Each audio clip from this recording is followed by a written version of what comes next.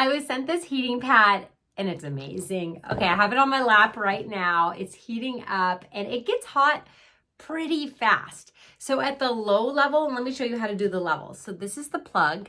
You have three options. You have low, that's off, low, medium, and high.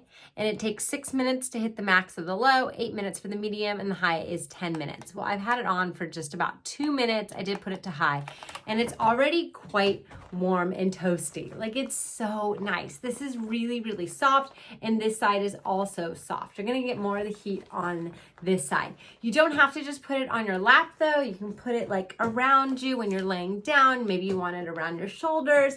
If you are having cramps, it might be nice like here in your lap area, or if you just get cold often, having this little heat pad can be so nice. It's really simple to use. You just plug it in and then you hit that button to put it to a setting. That's it. So I love how simple it is. It shuts off on its own after 90 minutes.